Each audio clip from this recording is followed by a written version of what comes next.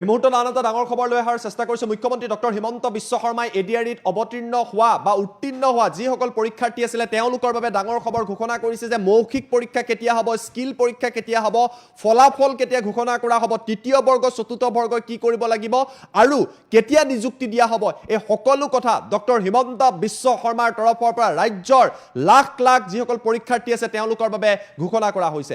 জনাইছো টাইমত big breaking এই মুহূৰ্তত ডাঙৰ খবৰ এডিআৰি পৰীক্ষাৰ্থীসকলৰ বাবে big breaking news full plate ব্ৰেকিংৰ সহায়ত এই তথ্য আমি আপোনালোকক জনাবলৈ চেষ্টা কৰিছো। এই মুহূৰ্তত এডিআৰি মৌখিক পৰীক্ষাক লৈ মুখ্যমন্ত্ৰীৰ বৃহৎ ঘোষণা। 17 জুনৰ পৰা এডিআৰিৰ মৌখিক পৰীক্ষা আৰম্ভ হ'ব। তৃতীয় আৰু চতুৰ্থ বৰ্গৰ বাবে মৌখিক স্কিল সকলো পৰীক্ষা আৰম্ভ হ'ব।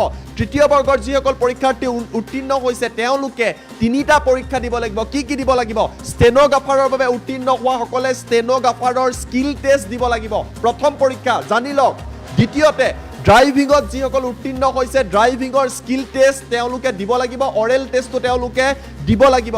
সাধাৰণ তৃতীয় বৰ্গত যিসকল উত্তীৰ্ণ হৈছে তেওঁলোকে কম্পিউটাৰৰ স্কিল টেষ্ট দিব লাগিব। মুখ্যমন্ত্ৰীয়ে আন এটা বৃহৎ ঘোষণা কৰিছে, চতুৰ্থ বৰ্গৰ উত্তীৰ্ণ হোৱা সকলে অৰেল আৰু স্কিল টেষ্ট একত্ৰিত কৰি এটা মৌখিক পৰীক্ষাত বহিব লাগিব।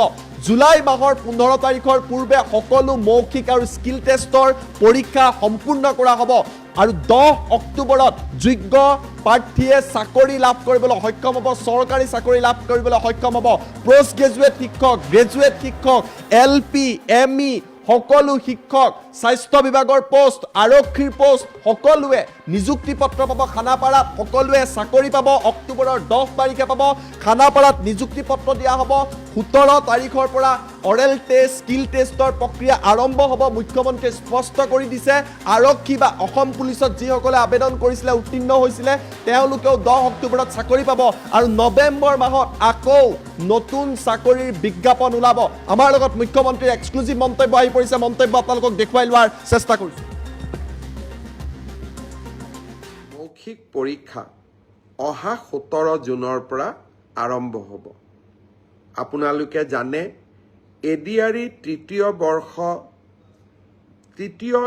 থাৰ্ড গ্ৰেড অৰ্থাৎ তৃতীয় বৰ্গৰ বাবে যিসকল উত্তীৰ্ণ হৈছে তেওঁলোকে তিনিটা পৰীক্ষা দিব লাগিব।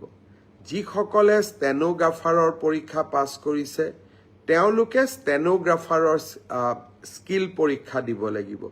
যিসকলে ড্ৰাইভিং পাছ কৰিছে তেওঁলোকে ড্ৰাইভিঙৰ স্কিল পৰীক্ষা দিব লাগিব আৰু যিসকলে সাধাৰণ তৃতীয় বৰ্গত পাছ কৰিছে তেওঁলোকে কম্পিউটাৰৰ স্কিল পৰীক্ষা দিব লাগিব। আনহাতে চতুৰ্থ বৰ্গত যিসকলে পাছ কৰিছে তেওঁলোকে অৰেল আৰু স্কিল টেষ্ট দুইটাকে একত্ৰিত কৰি এটা মৌখিক পৰীক্ষাত তেওঁলোকে বহিবৰ প্ৰয়োজনীয়তা আছে আৰু আপোনালোকে সেই পৰীক্ষাত বহিব লাগিব।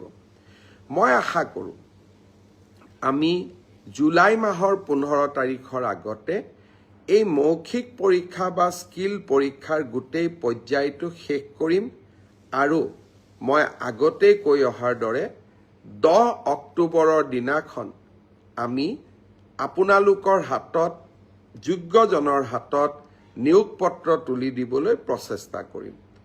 10 অক্টোবৰৰ দিনটোতে আমি post graduate teacher, graduate teacher, LP, ME শিক্ষক আৰু স্বাস্থ্য বিভাগৰ বিভিন্ন পৰীক্ষাত উত্তীৰ্ণ হোৱা আৰু এডিআৰিৰ পৰীক্ষাত উত্তীৰ্ণ হোৱা এই আটাইসকলকে একেলগে খানাপাৰা ফিল্ডলৈ মাতি আনি আমি নিযুক্তি পত্ৰ আগবঢ়াম। মোক কোনোবাই সুধি থাকে পুলিচৰ ৰিজাল্ট কেতিয়া দিব। সকলো ৰিজাল্ট আমি এনেকে দিম যাতে আপোনালোকৰ হাতত আমি 10 অক্টোবৰৰ দিনাখন আমাৰ নিযুক্তি পত্ৰ আমি হাতত তুলি দিব পাৰোঁ। বহুতে মোক সুধিছে যে এডিআৰিৰ নতুন এডভাৰটাইজ কেতিয়া হ'ব, পুলিচৰ নতুন এডভাৰটাইজ কেতিয়া হ'ব। মই আশা কৰোঁ অক্টোবৰ মাহত নিযুক্তি পত্ৰ দিয়াৰ পিছতেই আমি নৱেম্বৰ মাহত নিশ্চয় আকৌ চৰকাৰী চাকৰিৰ বিজ্ঞাপন দিবলৈ সক্ষম হ'ম। এডিআৰিৰ মৌখিক পৰীক্ষা অহা 17 জুনৰ পৰা আৰম্ভ হ'ব। আপোনালোকে জানে এডিআৰই থাৰ্ড গ্ৰেড অৰ্থাৎ তৃতীয় বৰ্গৰ বাবে যিসকল উত্তীৰ্ণ হৈছে তেওঁলোকে 3টা পৰীক্ষা দিব লাগিব। যিসকলে ষ্টেনোগ্ৰাফাৰৰ পৰীক্ষা পাছ